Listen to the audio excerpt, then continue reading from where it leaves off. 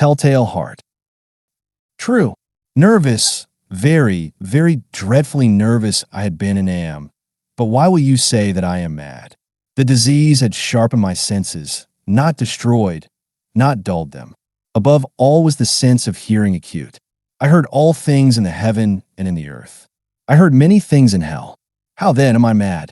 Hearken, and observe how healthily, how calmly I can tell you the whole story. It is impossible to say how first the idea entered my brain, but once conceived, it haunted me day and night. Object there was none. Passion there was none. I loved the old man. He had never wronged me. He had never given me insult. For his gold, I had no desire. I think it was his eye. Yes, it was this. One of his eyes resembled that of a vulture, a pale blue eye with a film over it. Whenever it fell upon me, my blood ran cold. And so by degrees, very gradually, I made up my mind to take the life of the old man, and thus rid myself of the eye forever. Now this is the point. You fancy me mad. Madmen know nothing. But you should have seen me. You should have seen how wisely I proceeded, with what caution, with what foresight, with what dissimulation I went to work. I was never kinder to the old man than during the whole week before I killed him. And every night about midnight, I turned the latch of his door and opened it.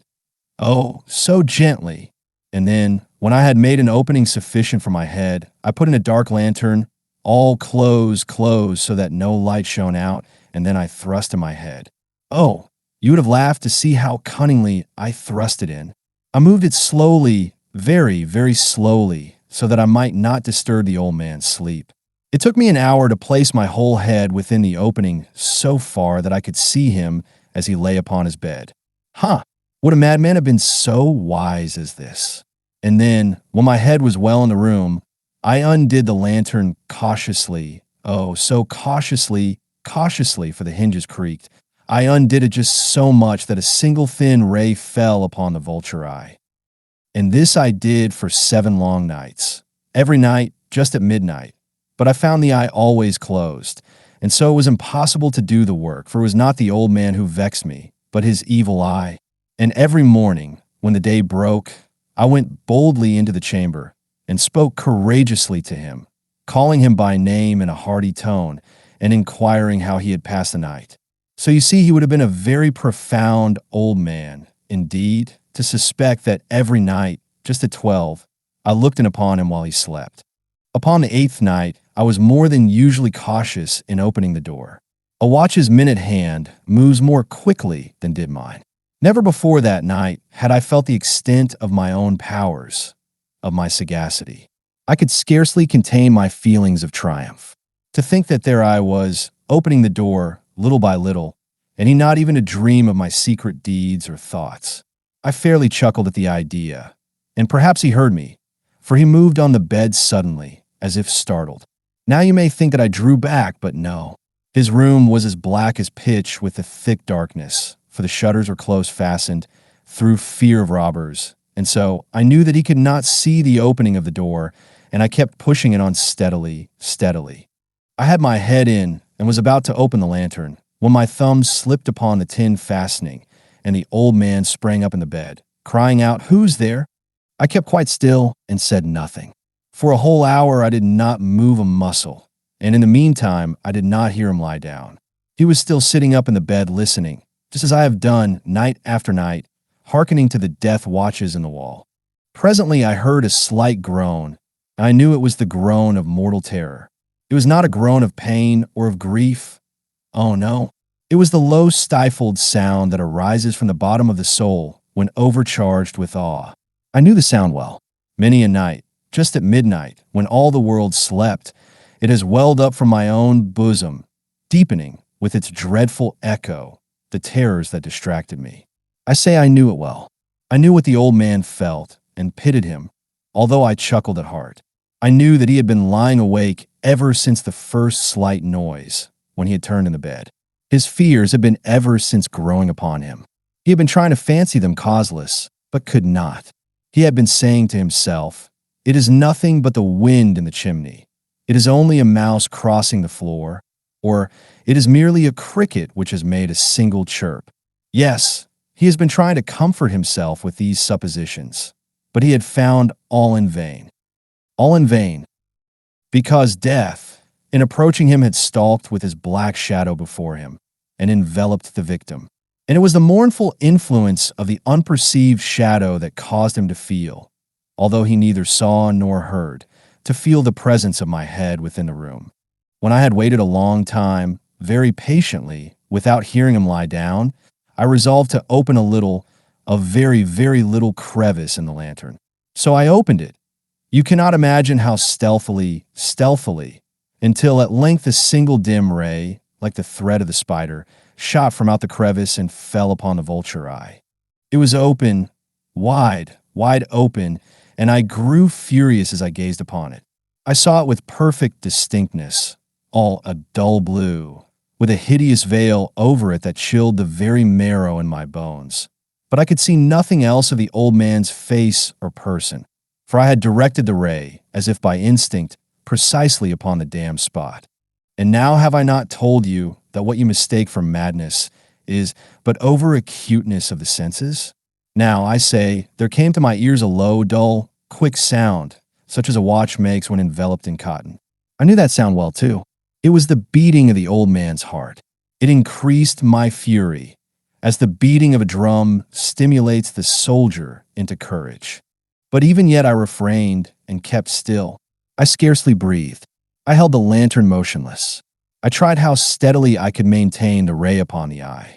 Meantime, the hellish tattoo of the heart increased. It grew quicker and quicker and louder every instant. The old man's terror must have been extreme. It grew louder, I say, louder every moment. Do you mark me well? I have told you that I am nervous. So I am. And now at the dead hour of the night, amid the dreadful silence of that old house, so strange a noise as this excited me to uncontrollable terror. Yet for some minutes longer I refrained and stood still. But the beating grew louder. I thought the heart must burst. And now a new anxiety seized me. The sound would be heard by a neighbor. The old man's hour had come. With a loud yell, I threw open the lantern and leaped into the room. He shrieked once only. In an instant, I dragged him to the floor and pulled the heavy bed over him. I then smiled gaily to find the deed so far done. But for many minutes, the heart beat on with a muffled sound. This, however, did not vex me. It would not be heard through the wall. At length it ceased. The old man was dead. I removed the bed and examined the corpse. Yes, he was stone dead. I placed my hand upon the heart and held it there many minutes. There was no pulsation. He was stone dead. His eye would trouble me no more. If still you think me mad, you will think so no longer when I describe the wise precautions I took for the concealment of the body. The night waned, and I worked hastily, but in silence. First of all, I dismembered the corpse. I cut off the head and the arms and the legs. I then took up 3 planks from the flooring of the chamber and deposited all between the scantlings. I then replaced the boards so cleverly, so cunningly, that no human eye, not even his, could have detected anything wrong. There was nothing to wash out, no stain of any kind, no blood spot whatever. I had been too wary for that. The tub had caught all. When I had made an end of these labors, it was 4 o'clock, still dark as midnight. As the bell sounded the hour, there came a knocking at the street door. I went down to open it with a light heart. For what had I now to fear? There entered 3 men, who introduced themselves with perfect suavity as officers of the police. A shriek had been heard by a neighbor during the night.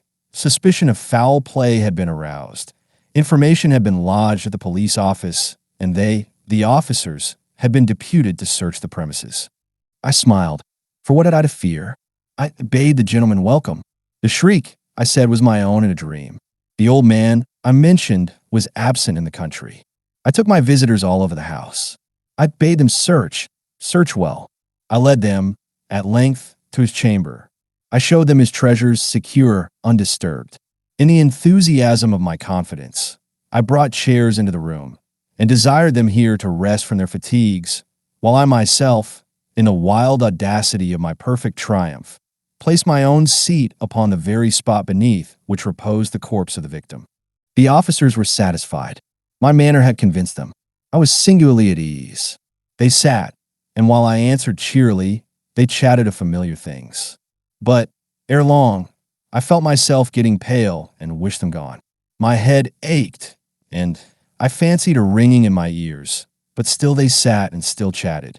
The ringing became more distinct. It continued and became more distinct. I talked more freely to get rid of the feeling, but it continued and gained definitiveness, until at length I found that the noise was not within my ears. No doubt I now grew very pale, but I talked more fluently and with a heightened voice. Yet the sound increased, and what could I do? It was a low, dull, quick sound, much such a sound as a watch makes when enveloped in cotton. I gasped for breath, and yet the officers heard it not. I talked more quickly, more vehemently, but the noise steadily increased. I arose and argued about trifles, in a high key and with violent gesticulations, but the noise steadily increased. Why would they not be gone? I paced the floor to and fro with heavy strides, as if excited to fury by the observations of the men, but the noise steadily increased. Oh God, what could I do? I fumed, I raved, I swore. I swung the chair upon which I had been sitting and grated it upon the boards, but the noise arose over all and continually increased. It grew louder, louder, louder, and still the men chatted pleasantly and smiled. Was it possible they heard not? Almighty God! No, no, they heard. They suspected. They knew. They were making a mockery of my horror. This I thought, and this I think. But anything was better than this agony. Anything was more tolerable than this derision. I could bear those hypocritical smiles no longer. I felt that I must scream or die. And now again, hark! Louder! Louder! Louder! Louder! Villains! I shrieked. Dissemble no more. I admit the deed. Tear up the planks. Hear, hear. It is the beating of his hideous heart.